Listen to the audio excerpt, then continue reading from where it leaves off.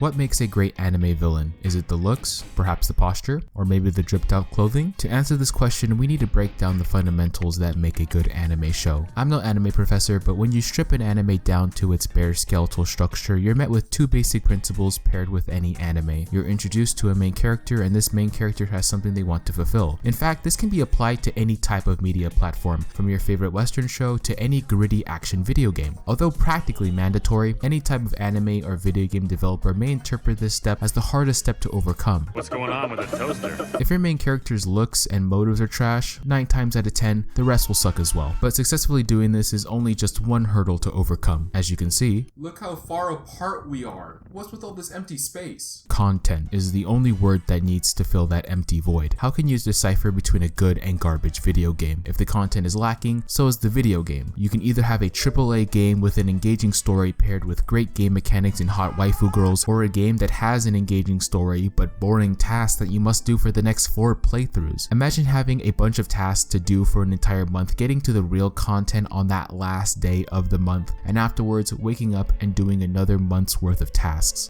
Don't mind me, I'm just fishing for the 55th time.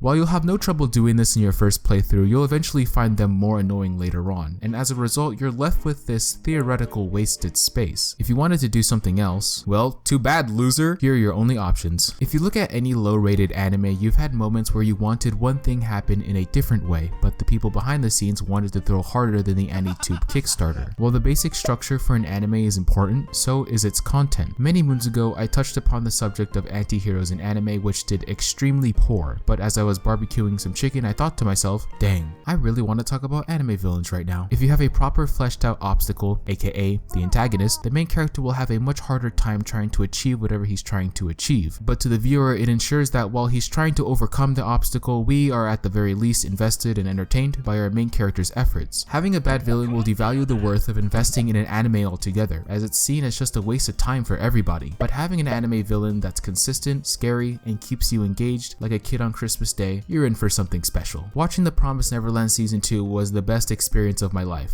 But put the word "not" somewhere in that sentence. Here we are, baby. It's finally happening. It's the moment we've all been waiting for, and oh, look at that. It's the moment we wished never happened. The Promised Neverland fell apart before it even had the chance, but I was hoping for any saving grace to make it even remotely interesting. And while the concept of Norman being this crazed, hungry demon killer is, not gonna lie, pretty radical, the final nail in the coffin was when he just decided to stop. Norman, don't you dare. You gassed an entire town. You're fully committed at this rate. Do not turn away now.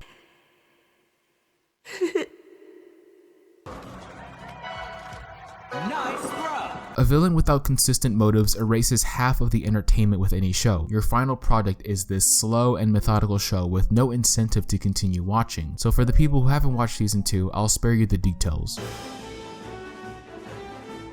If you end any anime show with the thoughts, wow, person X did some pretty funky stuff, congratulations, that person was probably a good villain. Shinji's dad was this evil mastermind pulling the strings, trying to play God till his last breath. But you want to know why he failed? Because he wasn't dressed like God. You can't play the part if you can't look the part. A villain that's very distinguishable by their looks and motives are people who stand out as important figureheads in a show. Just like a video game boss, you have the level 1 grunts and that level 100 mafioso. They will wreak havoc, but they will look iced out in doing so. If you take what I just said, shows like Vinland Saga, Berserk, or even Devilman Crybaby all have the makings of great villains that will remain infamous till the end of time. JoJo is another great example because Araki is just sitting here making millions because he's flexing that sexy playlist. Music is our final horseman and probably the most important component on the list. An anime villain can't stick out if he doesn't have that signature bomb soundtrack. An anime villain with a proper soundtrack heightens the intensity of a situation without breaking your immersion. When the synchronized trumpets start playing, the drum starts kicking, and that heavy metal guitar starts riffing, you experience something nothing short of orgasmic. For the non-music theorist out there, have you heard of the 4/4 string ostinato in D minor? It's a piece of music composition indicating that someone or pretty much anything is about to get clapped. And yes, this is a SpongeBob reference. As the years go by, so does locating a decent anime villain to quench my thirst. Nowadays, the thing that sells the most is the occasional isekai or seasoned disposable harem drama, in which is okay, don't get me wrong, but when you come across a good anime villain, a person with consistent unwavering values coupled with appropriate attire and an engaging soundtrack, it'll be one for the books. With all this in mind, we can easily locate the #1 villain in all of anime, Dio from the original OVA. Oh god, he's just too terrifying. His stand ability is literal motion sickness. You thought he used a steamroller? Nah, just have a whole boat, why don't ya?